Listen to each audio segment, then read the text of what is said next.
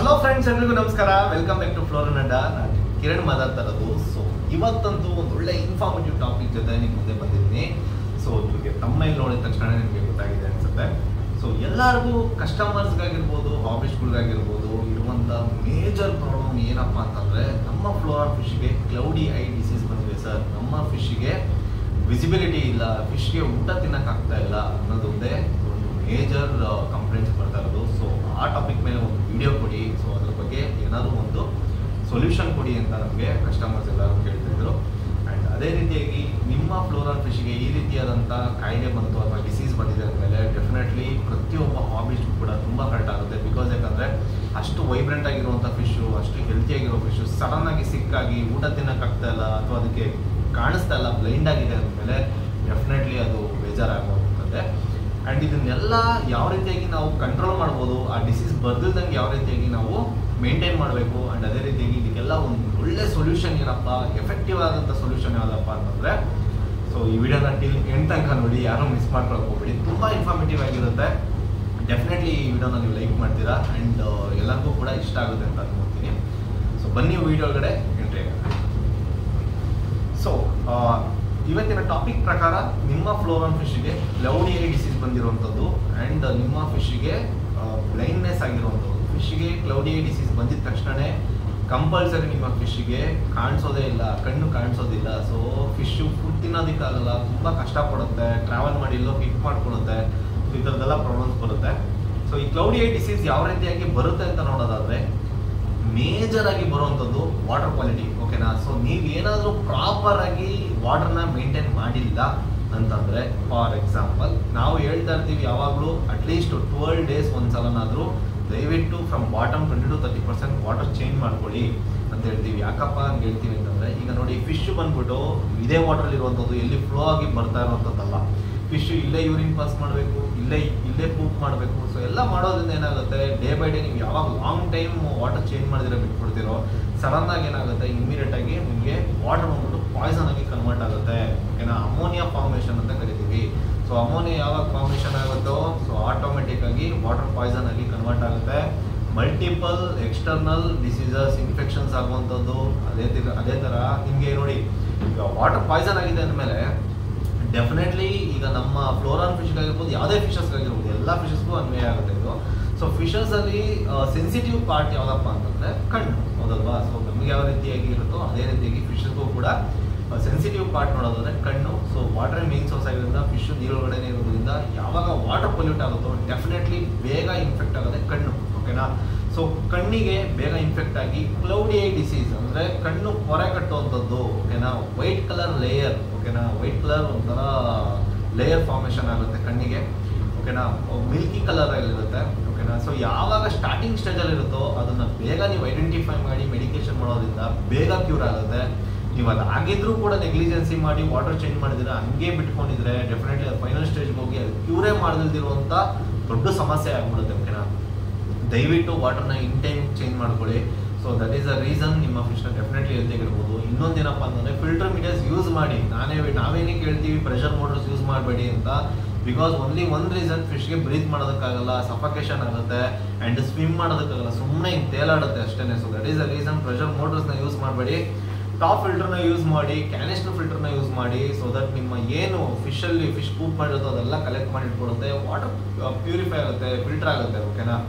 So just ಯಾವಾಗಲೂ ಅಷ್ಟೇ canister ಆಗಲಿ ಟಾಪ್ ಫಿಲ್ಟರ್ ಆಗಲಿ 1 hour ಅಥವಾ 2 hours ಮಾತ್ರ ಯೂಸ್ ಮಾಡಿ. ಸ್ಪಾಂಜ್ ಫಿಲ್ಟರ್ ನಮ್ಮ ಸಜೆಷನ್ ಕೊಡೋದು, ನಾವು ಸಜೆಸ್ಟ್ ಮಾಡೋದು ಸ್ಪಾಂಜ್ ಫಿಲ್ಟರ್ನೇ. 24 hours ಸ್ಪಾಂಜ್ ಫಿಲ್ಟರ್ ಯೂಸ್ ಮಾಡಿ, ಟಾಪ್ ಫಿಲ್ಟರು ಅಥವಾ ಕ್ಯಾನಿಸ್ಟರ್ನ 1 hour ಅಥವಾ 2 hours ಯೂಸ್ ಮಾಡಿ. ಸೊ ದಟ್ ವಾಟರ್ ಫಿಲ್ಟರ್ ಆಗುತ್ತೆ. ಓಕೆನಾ? ಸೊ ಇದು ತುಂಬ ಹೆಲ್ಪ್ಫುಲ್ ಆಗಿರುತ್ತೆ. ಇದೊಂದು ಪಾರ್ಟು ನೀವು ಫ್ಲೋರಾನ್ ಫಿಶ್ಗೆ ಏನಪ್ಪ ಕ್ಲೌಡಿ ಐ ಡಿಸೀಸ್ ಬರೋದನ್ನು ತಡೆಗಟ್ಟಬಹುದು. And apart from that water ಕ್ವಾಲಿಟಿನ ನೀವು ಯಾವಾಗಲೂ ಚೆಕ್ ಮಾಡ್ತಾನೆ ಇರಬೇಕು. pH ಅನ್ನೋದು ತುಂಬ ಫ್ಲಕ್ಚುಯೇಷನ್ಸ್ ಇರುತ್ತೆ. ಸೊ ಯಾವಾಗ ವಾಟರ್ ಚೇಂಜ್ ಮಾಡಿದಾಗಲೂ ಕೂಡ pH ಚೆಕ್ ಮಾಡ್ಕೊಳ್ಳಿ. ಅಮೋನಿಯಾ, ನೈಟ್ರೇಟು ಇದೆಲ್ಲ ಚೆಕ್ ಮಾಡಬೇಕಾಗುತ್ತೆ. pH ನೋಡೋದಾದರೆ ನಮ್ಮ ಫ್ಲೋರಾನ್ ಫಿಶ್ಗೆ 7.5 ಇಂದ 8.5 ಒಳಗಡೆ ಇದ್ದರೆ ತುಂಬ ಹೆಲ್ತಿಯಾಗಿರುತ್ತೆ ಫಿಶಸ್ಸು. ಆ್ಯಂಡ್ ಅದೇ ರೀತಿಯಾಗಿ ಅಮೋನಿಯಾ ಯಾವಾಗ ಫಾರ್ಮೇಷನ್ ಆಗುತ್ತೆ, ನಾವು ಯಾವಾಗ ವಾಟರ್ ಚೇಂಜ್ ಮಾಡೋದು ಡೆಫಿನೆಟ್ಲಿ ಅವಾಗಲೇ ಪಾಯ್ಸನ್ ಕನ್ವರ್ಟ್ ಆಗುತ್ತೆ, ಅವಾಗಲೇ ಅಮೋನಿಯಾ ಫಾರ್ಮೇಷನ್ ಆಗೋಕ್ಕೆಲ್ಲ ಚಾನ್ಸಸ್ ಕೊಡುವಂಥದ್ದು. ಓಕೆನಾ? ಸೊ ಅಮೋನಿಯಾ ನೈಟ್ರೇಟ್ ಎಲ್ಲ 0 ಇರಬೇಕು. ನೈಟ್ರೇಟ್ ಬರೋದು ನೋಡೋದಾದ್ರೆ ನಿಮಗೆ 40 ppm ಬಿಲೋ ಇರಬೇಕು. ಓಕೆನಾ. ಸೊ ದಯವಿಟ್ಟು ಇದನ್ನೆಲ್ಲ ಮಾನಿಟರ್ ಮಾಡಿ ಚೆಕ್ ಮಾಡ್ಕೊಳ್ಳಿ. ಡೆಫಿನೆಟ್ಲಿ ನಿಮ್ಮ ಫಿಶು ಹೆಲ್ತಿ ಆಗಿರುತ್ತೆ, ಯಾವುದೇ ಥರದಂತ ತೊಂದರೆ ಚಾನ್ಸಸ್ಸೇ ಇಲ್ಲ. ಓಕೆನಾ. ಆ್ಯಂಡ್ ಅಪಾರ್ಟ್ ಫ್ರಮ್ ದಟ್ ಇನ್ನೊಂದು ಏನು ಪ್ರಾಬ್ಲಮ್ ಆಗ್ಬೋದು ಈ ಡಿಸೀಸ್ ಬರೋದಕ್ಕೆ ಅಂತ ನೋಡೋದಾದ್ರೆ ಫಿಶ್ ಬಂದ್ಬಿಟ್ಟು ಇಂಜುರಿ ಮಾಡ್ಕೊಳ್ಳುವಂಥದ್ದು. ಆ್ಯಂಡ್ ನಾನು ಯಾವಾಗಲೂ ಹೇಳ್ತಾ ಇರ್ತೀವಿ, ಟ್ಯಾಂಕ್ ಸೆಟಪ್ ವಿಡಿಯೋದಲ್ಲೂ ನೋಡ್ಬೋದು ನೀವು. ಸೊ ಏನಪ್ಪ ಅಂತಂದರೆ ನಿಮ್ಮ ಫ್ಲೋರಲ್ ಫಿಶ್ಗೆ ಯಾವುದೇ ಥರದ ಡೆಕೋರೇಟಿವ್ ಐಟಮ್ಸ್ ಇಡಕ್ಕೆ ಹೋಗ್ಬೇಡಿ. ಡೆಕೋರೇಟಿವ್ ಐಟಮ್ಸ್ನ ಇಡೋದ್ರಿಂದ ಏನಾಗುತ್ತೆ ಅಂದರೆ ಫಿಶ್ ಟ್ರಾವೆಲ್ ಮಾಡಬೇಕಾದ್ರೆ ಅಥವಾ ಫಿಶ್ ನೋಡಿ ನಮ್ಮ ಫ್ಲೋರಲ್ ಫಿಶ್ ಒಂದು ಸಿಕ್ಕಾಪಟ್ಟೆ ಅಗ್ರೆಸಿವ್ ಆಗಿರೋದ್ರಿಂದ ಯಾವಾಗಾದ್ರೂ ಹೋಗಿ ಅದಕ್ಕೆ ಸ್ಕ್ರಾಚ್ ಮಾಡ್ಕೊಳ್ಳೋವಂಥದ್ದು ಅಥವಾ ಅಗ್ರೆಸಿವ್ ಬಿಹೇವ್ ಮಾಡ್ಬೇಕಾದ್ರೆ ಎಲ್ಲೋ ಟಚ್ ಆಗ್ಬಿಡುವಂಥದ್ದು. ಈ ಟೈಮಲ್ಲಿ ಕಣ್ಣಿಗೆ ಏನಾದ್ರು ಇಂಜುರಿ ಆಯಿತು ಅಂದಾಗ ಡೆಫಿನೆಟ್ಲಿ ಅದು ಇನ್ಫೆಕ್ಷನ್ ಆಗುತ್ತೆ. ಆ್ಯಂಡ್ ಅದೇ ರೀತಿ ಕ್ಲೋಡಿಯಾ ಡಿಸೀಸ್ ಬರೋ ಚಾನ್ಸಸ್ಸು ಜಾಸ್ತಿ ಇರುತ್ತೆ. So that is the reason ಯಾವುದೇ ಕಾರಣಕ್ಕೂ ಯಾವುದೇ ಥರದಂಥ ಡೆಕೋರೇಟಿವ್ ಐಟಮ್ಸ್ ಆಗಿರ್ಬೋದು, ಶಾರ್ಪ್ ಎಡ್ಜಸ್ ಆಗಿರ್ಬೋದು, ಸೊ ಇದನ್ನೆಲ್ಲ ಕಂಟ್ರೋಲ್ ಮಾಡಿ. ಸೊ ಇದರಿಂದ ನಿಮ್ಮ ಫ್ಲೋರಲ್ ಫಿಶ್ಗೆ ಕ್ಲೌಡಿಯಾ ಡಿಸೀಸ್ ಬರೋದನ್ನ ಡೆಫಿನೆಟ್ಲಿ ಕಂಟ್ರೋಲ್ ಮಾಡ್ಬೋದು. ಓಕೆನಾ. ಸೊ ಇದೆಲ್ಲ ಬಿಟ್ಟು ಕಿರಣ್ ಇದಕ್ಕೆ ಒಂದು ಒಳ್ಳೆ ಸೊಲ್ಯೂಷನ್ ಕೊಡಿ ಅಂತ ನೋಡೋದಾದ್ರೆ ಸೊ ಈ ವಿಡಿಯೋದಲ್ಲಿ ಡೆಫಿನೆಟ್ಲಿ ಕೊಡ್ತೀವಿ.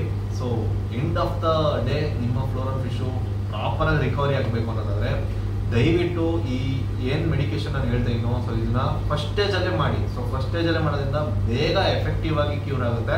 ಸೊ ನೀವು ಯಾವಾಗ second stage, third stage, final stage ಮಾಡಕ್ಕೆ ಹೋದಾಗ ಬೇಗ ಕ್ಯೂರ್ ಆಗುವಂಥದ್ದಲ್ಲ, ನಿಮಗೂ ಬೇಜಾರಾಗುತ್ತೆ ಅವಾಗ. ಓಕೆನಾ. ಸೊ ಆ್ಯಂಡ್ ಇನ್ನೊಂದು ಏನಪ್ಪ ಅಂತಂದರೆ ಈಗ ಮೆಡಿಕೇಶನ್ ಮಾಡಿಬಿಟ್ಟಿದ್ದೀವಿ ಕಿರಣ್, ಬಟ್ ಕ್ಯೂರ್ ಆಗ್ತಲ್ಲ ಅಂತ ಇಮಿಡಿಯೇಟಾಗಿ ಕೇಳೋಂಗಿಲ್ಲ. ಬಿಕಾಸ್ ಯಾಕಂದರೆ ಇದೆಲ್ಲನೂ ಅಷ್ಟೇ ಒಂದೊಂದು ಫಿಶ್ಗೆ ಅದರದೇ ಆದ ಇಮ್ಯುನಿಟಿ ಪವರ್ ಬೇರೆ ಬೇರೆ ಇರುತ್ತೆ. ಆ್ಯಂಡ್ ಅದಕ್ಕೆ ಆದಂಥ ಸ್ಟ್ರೆಂತ್ ಬೇರೆ ಬೇರೆ ಇರುತ್ತೆ. ಸೊ ಪ್ರತಿಯೊಂದು ಕೂಡ ಅದಕ್ಕೆ ಆದಂಥ ಟೈಮ್ ತೊಗೊಂಡು ಕ್ಯೂರ್ ಆಗುವಂಥದ್ದು. ಓಕೆನಾ. ಸೊ ಎಲ್ಲ ಫಿಶು ಇದೇ ಡ್ಯೂರೇಷನಲ್ಲಿ ಚೇಂಜ್ ಆಗುತ್ತೆ ಅಥವಾ ಇದೇ ಡ್ಯೂರೇಷನ್ ಕ್ಯೂರ್ ಆಗುತ್ತೆ ಅಂತ ಹೇಳಲಿಕ್ಕಾಗಲ್ಲ. So time ತೊಗೊಳುತ್ತೆ. ದಯವಿಟ್ಟು ಟೈಮ್ ಕೊಟ್ಟು ಅದನ್ನು ಮಾನಿಟರ್ ಮಾಡಿ ಕ್ಯೂರ್ ಮಾಡ್ಕೊಳ್ಬೇಕಾಗುತ್ತೆ. ಸಿಪ್ಲಾಕ್ಸ್ ಅವ್ರದ್ದು ನಿಮಗೆ ಐ ಡ್ರಾಪ್ಸ್ ಸಿಗುತ್ತೆ. ಸೊ ಈ ಐ ಡ್ರಾಪ್ಸ್ ಹಾಕೋದ್ರಿಂದ ಡೆಫಿನೆಟ್ಲಿ ನಿಮ್ಮ ಫಿಶು ತುಂಬ ಎಫೆಕ್ಟಿವ್ ಆಗಿ ಕ್ಯೂರ್ ಆಗುತ್ತೆ. Not only for floral fishes, Oscar ಆಗಿರ್ಬೋದು, ಗೋಲ್ಡ್ ಆಗಿರ್ಬೋದು, ಯಾವುದೇ ಫಿಶಸ್ಗಾಗಿರ್ಬೋದು ಸಿಪ್ಲಾಕ್ಸ್ ಅವ್ರದ್ದು ಐ ಡ್ರಾಪ್ಸನ್ನು ಯೂಸ್ ಮಾಡಿ. ಸೊ ದಟ್ ಡೆಫಿನೆಟ್ಲಿ ಬೇಗ ಕ್ಯೂರ್ ಆಗುವಂಥದ್ದು. ಆ್ಯಂಡ್ ಮೆಡಿಕೇಶನ್ ಮಾಡಬೇಕಾದ್ರೆ ದಯವಿಟ್ಟು ವಾಟರ್ ಲೆವೆಲ್ನ ಡೌನ್ ಮಾಡಿ, ಅಂದರೆ 50% ಮಾಡ್ಕೊಳ್ಳಿ. ಸೊ 50% ವಾಟರ್ ಲೆವೆಲ್ನ ಮಾಡಿಕೊಂಡು ಮೆಡಿಕೇಶನ್ ಮಾಡಿ. ಸೊ ದಟ್ ಆ ಟೈಮಲ್ಲಿ ಫಿಶ್ ಸ್ವಲ್ಪ ಸ್ಟ್ರೆಸ್ಸಲ್ಲಿರುತ್ತೆ. So that is the reason ಸ್ವಲ್ಪ ಬ್ರೀತ್ ಮಾಡೋದಕ್ಕೂ ತೊಂದರೆ ಆಗುತ್ತೆ. ಸೊ ಒಂದು ಸ್ವಲ್ಪ ಆಕ್ಸಿಜನ್ ಲೆವೆಲ್ ಇನ್ಕ್ರೀಸ್ ಮಾಡ್ಕೊಳ್ಳಿ. ಆ್ಯಂಡ್ ಒಂದೆರಡು ಈ ಸ್ಟೋನ್ಸ್ ಇದ್ದರೆ ಸ್ಟೋನ್ ಹಾಕೊಳ್ಳಿ, ಆಕ್ಸಿಜನ್ ಸ್ಟೋನ್ಸು. ಸೊ ದಟ್ ಇನ್ನೂ ಬ್ರೀತಿಂಗ್ ಲೆವೆಲು ಇನ್ನೂ ಚೆನ್ನಾಗಿರುತ್ತೆ. ಆ್ಯಂಡ್ ವಾಟರ್ ಲೆವೆಲ್ ಏನಕ್ಕಪ್ಪ ಡೌನ್ ಮಾಡೋಕ್ಕೆ ಹೇಳ್ತೀನಿ ಅಂದರೆ ಸೊ ಡೆನ್ಸಿಟಿ ಜಾಸ್ತಿ ಇರುತ್ತೆ. ಸೊ ವಾಟರ್ ಪ್ರೆಷರ್ ಜಾಸ್ತಿ ಇದ್ದಾಗ ಫಿಶ್ಗೆ ಬ್ರೀತ್ ಮಾಡಲಿಕ್ಕಾಗಲ್ಲ. ಸೊ ಮೆಡಿಕೇಶನ್ ಮಾಡಿದಾಗ ನೀವು ಮೆಡಿಸಿನ್ಸ್ ಆ್ಯಡ್ ಮಾಡ್ತೀರಾ. ಸೊ ಅವಾಗಲೂ ಕೂಡ ಇನ್ನೂ ಸಫೋಕೇಶನ್ ಆಗೋ ಚಾನ್ಸಸ್ ಇರುತ್ತೆ. So that is the reason water ಲೆವೆಲ್ನ ಡೌನ್ ಮಾಡ್ಕೊಳ್ಳಿ.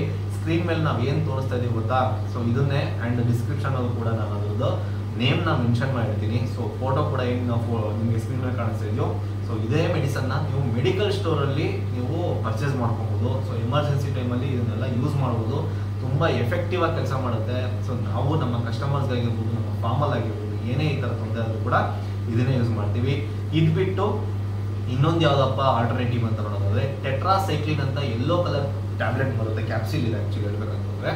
ಸೊ ಇದು ಒಳಗಡೆ ಇರುವಂಥ ಯೆಲ್ಲೋ ಕಲರ್ ಪೌಡ್ರನ್ನ ಮಾತ್ರ ಒಂದೇ ಒಂದು ಕ್ಯಾಪ್ಸಿಲ್ನ ಮಾತ್ರ ನೀವು ವಾಟರ್ ಒಳಗಡೆ ಆ್ಯಡ್ ಮಾಡಿಬಿಡ್ಬೇಕಾಗುತ್ತೆ. After 48 hours to 2 days 3 days depends on ನಿಮ್ಮ ಫಿಶ್ ಕಂಡೀಷನ್ನು, ನಿಮ್ಮ ಫಿಶು ಬೇಗ ಕ್ಯೂರ್ ಆಗೋ ಚಾನ್ಸಸ್ ತುಂಬ ಜಾಸ್ತಿ ಇರುತ್ತೆ. ಸೊ ಎರಡು ಮೆಡಿಸಿನ್ಸು ತುಂಬ ಎಫೆಕ್ಟಿವ್ ಆಗಿ ಕೆಲಸ ಮಾಡುತ್ತೆ. ಸೊ ತುಂಬ ಪವರ್ಫುಲ್ಲಾಗಿ ಕೆಲಸ ಮಾಡುತ್ತೆ. ನಿಮ್ಮ ಫಿಶು ಬೇಗ ಕ್ಯೂರ್ ಆಗುತ್ತೆ ಅಂತ ಹೇಳಕ್ಕೆ ಇಷ್ಟಪಡ್ತಾ ಇದ್ದೀನಿ.